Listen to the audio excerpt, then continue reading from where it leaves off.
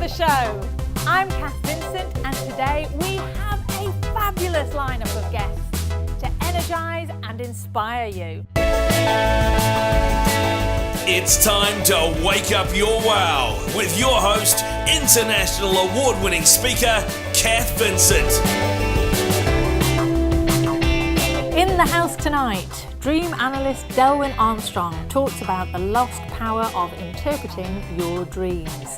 TV adventurer Kevin Biggar shares his struggle on his mission to the South Pole.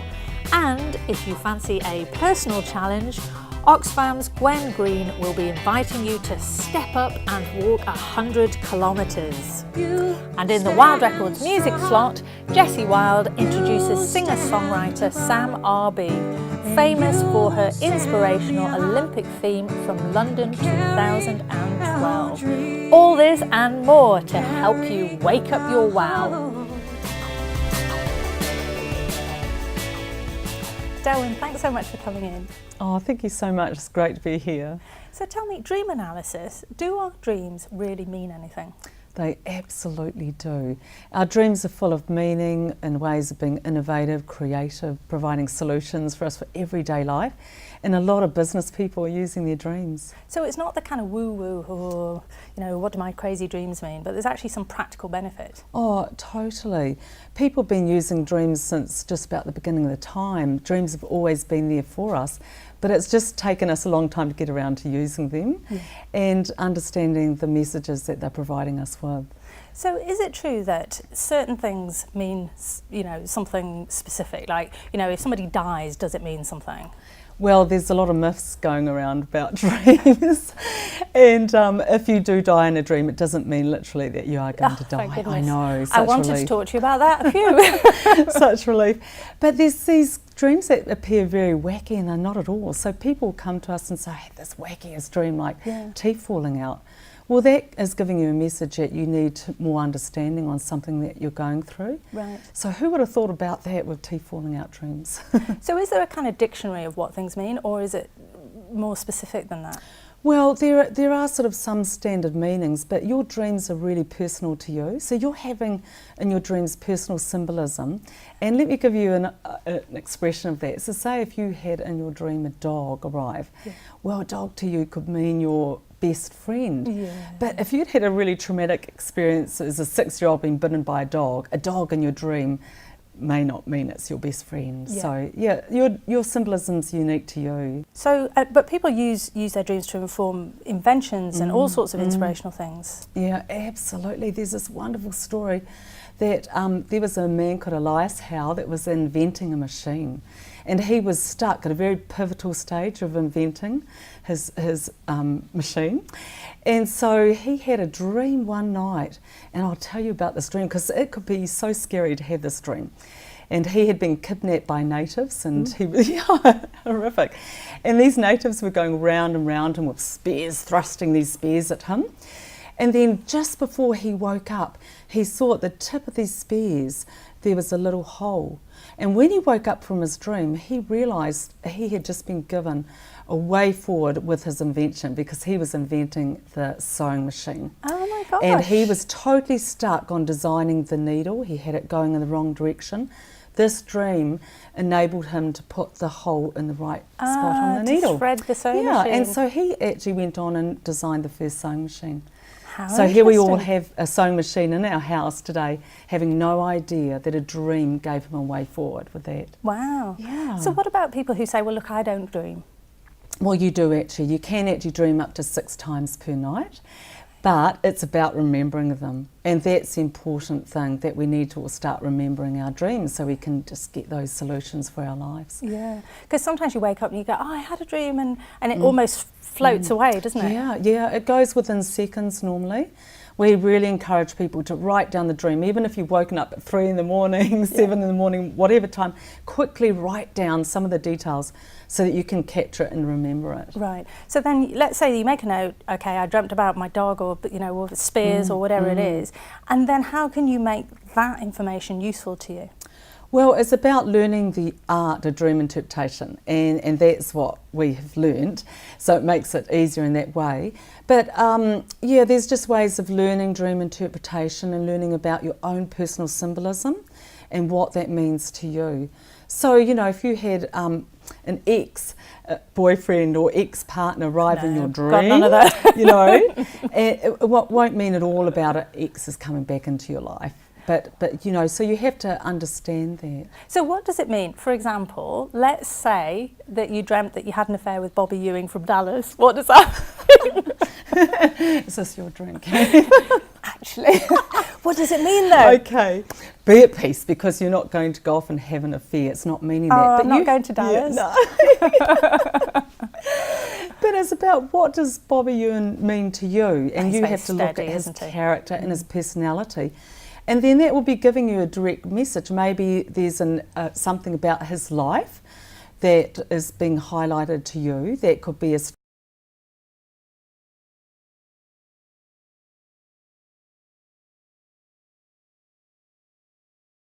dream about. It's about what that thing means to you. Yes, yeah, totally. And dreams are so innovative and creative, and I actually think of them as being your own personal coach or personal trainer that are helping you through your journey in life. You might be looking to grow your business, and your dream can be totally giving you a solution on a way here to do that. And so do you have a practice of trying to dream? Do you do anything to make yourself become more inspirational while you sleep? Yes, absolutely. Like, I will go to bed at night, and this seems really simple, but I'll go to bed at night and I want to have a dream. And it can be that simple. Yeah. Amazing, isn't it? And then I can wake in the morning with the solution that I've needed through a dream. Fantastic. Yeah. Well, that's a great tip. So go to sleep asking yourself the question that you want to solve while you're snoozing. Totally. And don't forget to write it down. Right. And what other practical tips have you got? Well, we always encourage everyone just to place a value on dreaming. Yeah. We've thought too long about all these myths, and so we sort of bust all these myths. And so place a value on your dreams. That dreams do not come from eating too much chocolate or cheese at night, as so many of us I eat a lot of thought. chocolate, Yeah. So first off, place a value on your dreams, then write them down, and then just start actually trying to understand what that personal message is to you. So what are the common myths about the kinds of dreams people have and what they think they might mean? Sure. There's a really common myth about that. When you're falling in a dream, Oh, yeah. if you allow yourself not to wake up and you hit the ground, you're going You're to going to die. Yeah. Where does that come from? We all know that one. Well, if you don't allow yourself to wake up, just keep falling. When you hit the ground, you often will then maybe find yourself swimming deep in the ocean. You could end up flying, and it does mean that you are quite an overcomer. And so wherever you're at, you can be overcoming in that situation. Oh, cool. I fly a lot, actually. Wow, Is that good? Hence the birds all around it. That's such fun dreams to have, Cath. I'm jealous. Sometimes I wake up and go, oh. Yeah. Well, it can mean things like, say, in your business, that you're destined to go to a higher level, so don't settle for where you're at. Fantastic. So the bottom line is really that your dreams are trying to help you. Absolutely. Brilliant. And thanks for helping us, Delwyn. Thanks so much, Cath. Kevin, I'm so excited that you're here. Thanks very much. It's nice to be here. So listen, you are best known for the adventure documentary Intrepid New Zealand. That's Tell right. me a bit about that. Well, it's a story. It's a series of stories where we recreate pioneering adventures, so adventures of 100 years ago. Yeah. And you And do tell the it with stories. no technology of today. It's No, all exactly. So we get dressed up in the old waistcoats and the old boots and the old ropes and things like that, and Yeah. try and do what they did and tell the story of doing that. Yeah. And actually, I mean, is there kind of stuff behind the scenes kind of keeping you safe, or are you doing it the hard way? There is something there. Yeah. Like I try and tell my wife this, that yes, there is a rope, you just can't see it. Quite often there is, and not all the time. Actually, surprisingly, the most dangerous things are actually not the stuff that you see on the show. It's because we're out in the back of the woods doing these sorts of things, and when we move from place to place, things seem to go wrong. We've lost a couple of people off the set. Luckily it hasn't happened on the show. No, not died, no. Oh, right. They've injured themselves. It's like, wow, that is more dangerous than even I imagined. No, So does your wife kiss you goodbye and go, Oh, honey, She I does love a little you so bit. much. And when we sit and watch the show, even though she knows it went well, because I'm right there, she just sits there with her arms crossed and looks very stonily. I tell you what, that is the way to appreciate your partner, isn't it? Send them off to do something really dangerous and you will really appreciate having them in your life. That's right. You should try that. Yeah, I might. So listen, tell me about the South Pole expedition. That sounds just incredibly dangerous. Yes, it was, I guess, but you know it's going to be that way. So what was the extent of the adventure for the South Pole? Like, you know, how long did it take? How cold was it? Well, for all of these adventures, the transatlantic race and the South Pole trek, it's about 90% is getting to the start line. So by far the hardest part is all the preparation you do, because you don't want to start and it to be a completely new experience for you, you know. So you've got to get used to the cold. Yes. You've got to get used to towing the weight around. So we towed a lot of car That's the weight of the tires. sled. The weight of the sled, Yeah. yes, the weight of the sled. Because we're doing it unsupported and unresupplied. So you start off all the food and fuel you need in your sled. So there's no horses or dogs or tractors, they're going to pull it. Right. And you have to pull it the 1,200 k's and the 10,000 feet into the pole. 100 k's. And so how long did that take? How many days were you away? Took 52 days to do the trek, and you're away a bit longer because of the start and the end. Right. Yeah. And what was the worst thing that happened? The worst thing, you know, there wasn't an incident that something went wrong. It was the general feeling that you're slowly getting closer and closer to death when you're down there. Because and it sounds funny, but it's true, because you can't take all the food you need for the trip. You just physically can't carry it all in your sled. If you took all the food in the sled, it would take you more days to get to the end than what you planned for, so you end up having to take more food, and so you don't. So you only have enough food for... You have less food than you need. So you're there for 52 days, you probably take 40 days worth of food. Yeah, I'm going off this. I was thinking, count me in, you know. You're actually the great shape for it. I'm a bit too big, so I pay for that. And so the hardest thing was that as you get near the end of the trek, about from halfway on, you start doing the big climbs up to the high plateau. Then you lose, you've lost a lot of, not only your fat, but you've lost a lot of muscle as well. Right. So you're getting thinner and thinner each day. I could put my knees together and look through my legs. I haven't been able to do that for a long time. And you can feel that you're losing your strength, and the cold starts to get incredibly intense the closer you get to the South Pole. And your hands are getting warm, and then they're freezing and warming again. So that all that thawing and rethawing, the nerves start to die back. And so that your hands are like little wooden pegs, and the mask is freezing to your skin. And you wake up in the morning and your lips are frozen shut, and you're going, So there's no one worse thing, but all of them add up to... yeah. So over person time, experience. Probably the drag, does it just get worse and worse? Yeah, this weighs on your head. Because you know you've got to stick to the schedule that you've set yourself, Yeah. and it just takes all your time and effort to get there. And what thoughts go through your head? How do you actually make yourself keep going? Well, it's not like you've got Sky. You don't really have Yeah. any other choice. If you're in the tent, you know, that's the hardest thing. It's harder now to get up and go to the gym at 6 o'clock in the morning, because I can stay in a nice warm bed. And you're in the South Pole. The only way in Antarctica, the only way to get to the South Pole is to get up out of your bed. So it's actually, in that sense, it's a bit easier as well. And having a friend there as well on the other side, because you know he can't get there unless you get there. So it's not really an option not to go.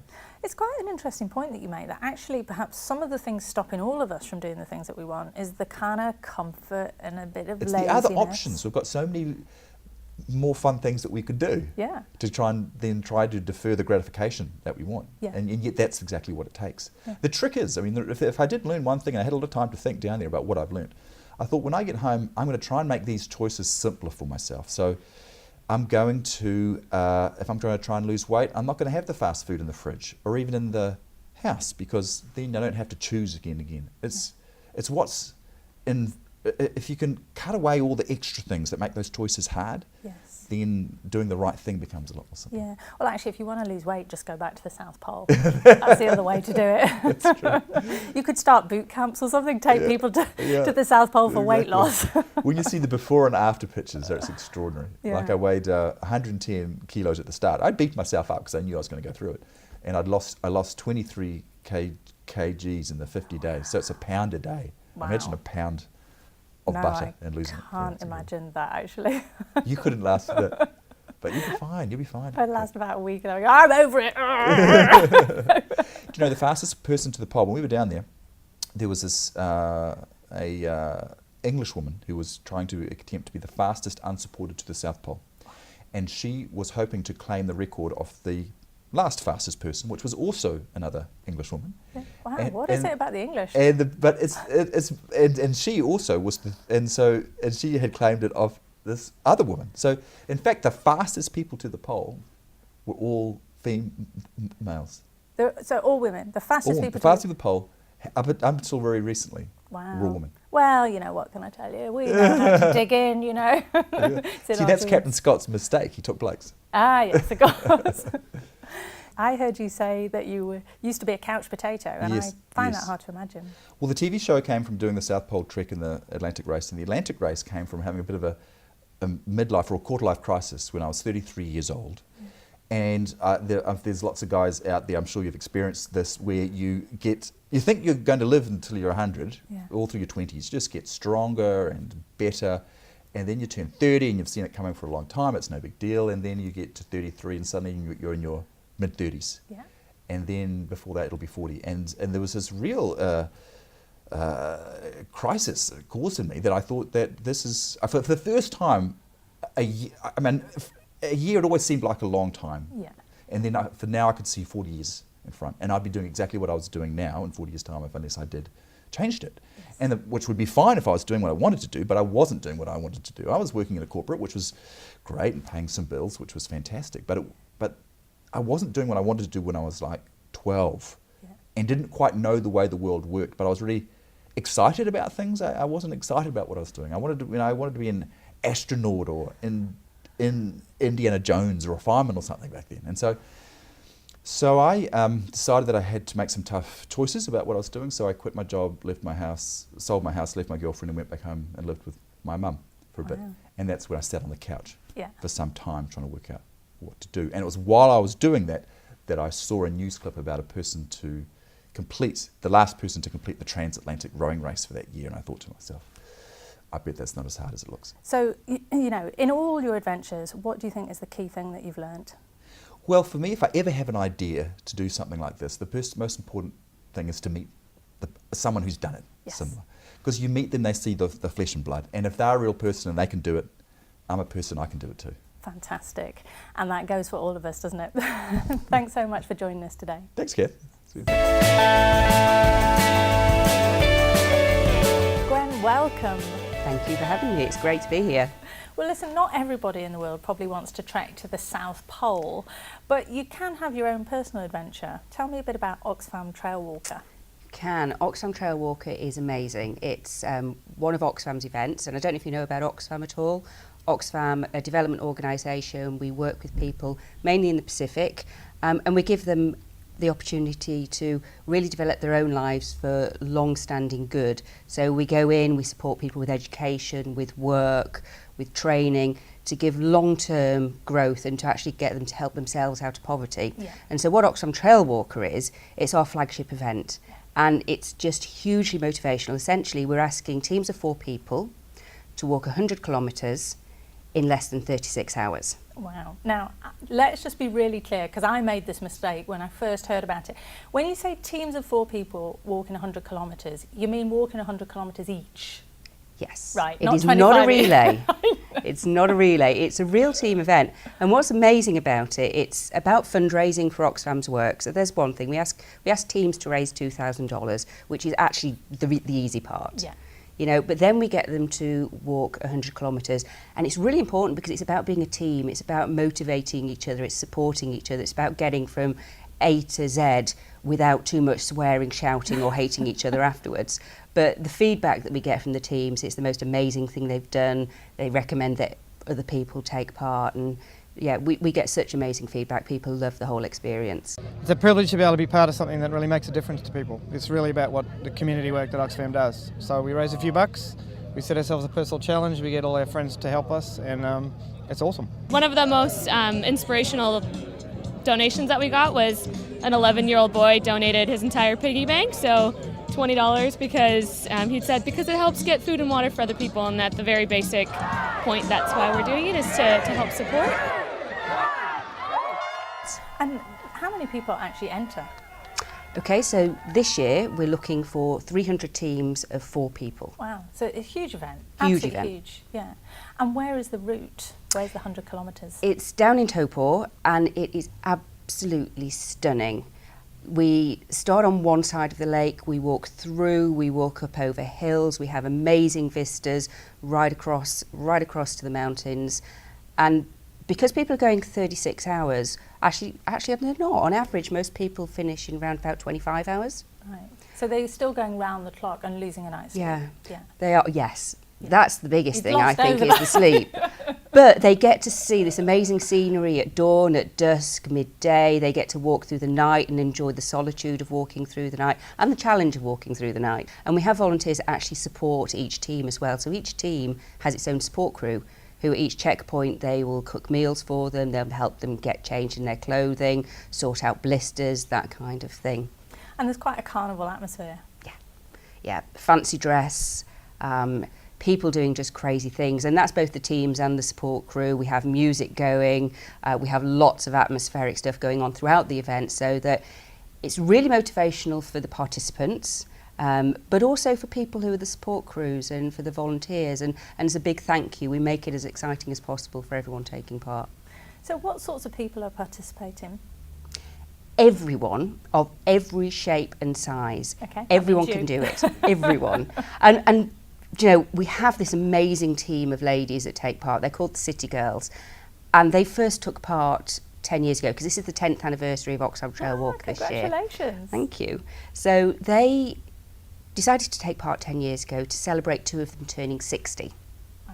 They have now taken part in every single Oxfam Trail Walker ever since, and are about to do the 10th anniversary event, and of course to celebrate 2 of them turning 70. You know, the average age of the team is 66.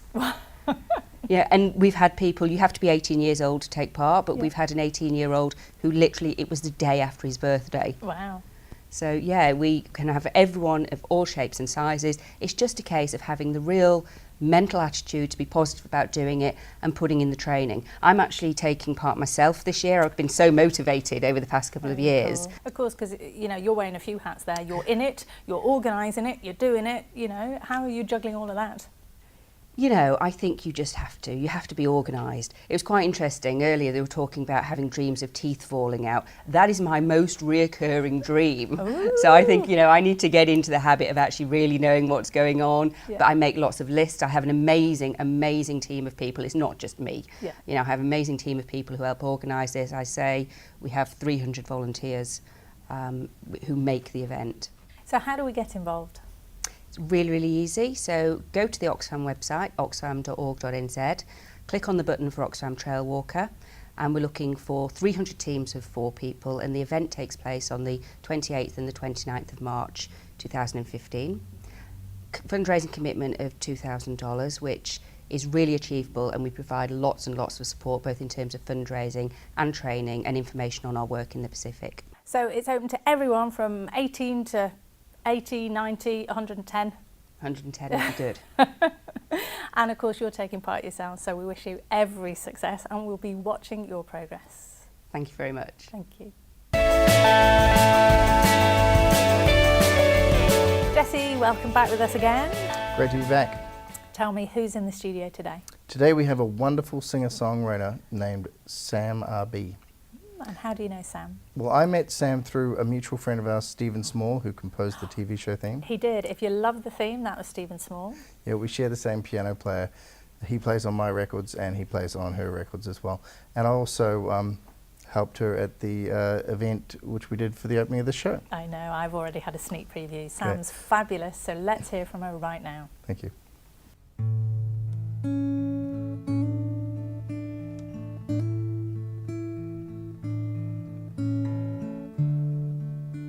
Through sweat, blood and tears, you followed your dreams to where you now stand, on top of the world. You make us so proud. Your journey so far,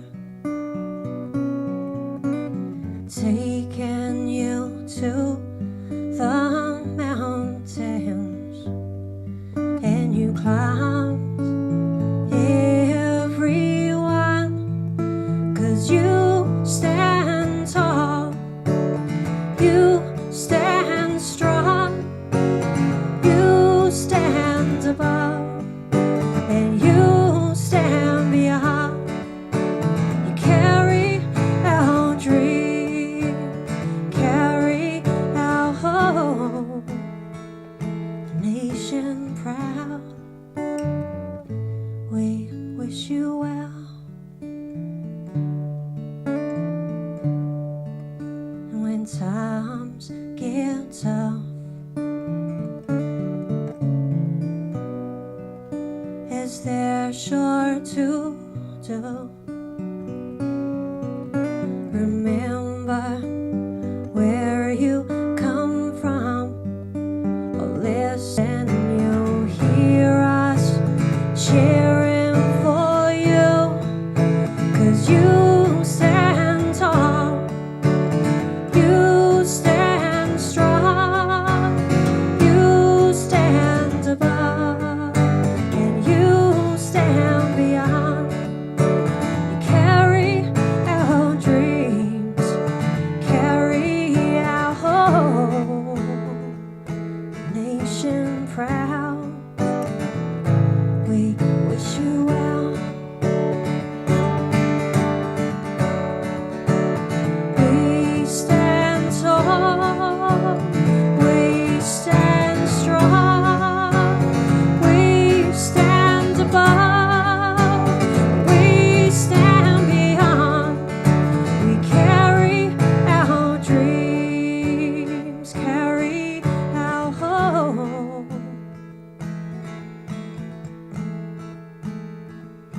nation proud. We wish you well.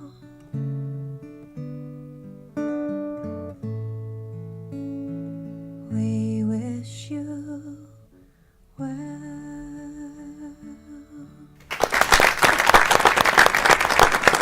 Oh, I love that song. It just makes me want to cry happy tears. That's right. It's a very inspirational song from the heart. And Sam's here joining us. She's run round. That was gorgeous. Thank you. Thank you. So, Sam, that song became the Olympic 2012 London song. How did you come to write that? It was the Plate Strange Olympic songwriting competition. Right. I saw a post on Facebook and So I thought, I wonder if I could do that. Wow. And how long did it take you to write? It was really fast. It was like 15 or 20 minutes and it was out, which is quite odd for me. Yeah. Yeah. I guess some of the cool stuff happens quick if you're doing the right things. I guess so. Yeah, some of the best songs come to Yeah. me the quickest. Yeah, absolutely. Cool. And listen, it's not so long ago that you weren't performing, you weren't out, you weren't generating lots of music. Tell us a bit about that. I was really lucky to be in the mental health system for about 10 years. Received a lot of wonderful support and guidance. And over that period of time, learnt how to live, really, which allowed me to then start performing. How did you become the person that you are now? I mean, it's amazing.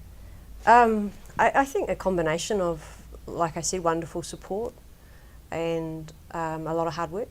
Yeah. I had to learn a lot of skills to experience the world differently to how I was. Yeah. But literally, you have sold thousands of albums through busking. Yeah, well, I started busking to pay off the post-production costs of the first album. Yeah. And it was going well, so I continued, and that's how I've been able to record my next two. Awesome. Yeah. Excellent. So you've got a brand new one coming out now? October 25. Excellent. And how can people get a hold of that album? The album launches in Browns Bay on the Bandstand on the 25th of October. People can go straight to my website, samrb.com, and get any of my music from there. Brilliant. Awesome. Well, I think the song is an inspiration. Thank You you. are an inspiration. Thank you. My thanks to all my special guests this week, to Delwyn, to Kevin, to Gwen, to Jessie Wild and to Sam RB. And until next week, don't wait to wake up your wow.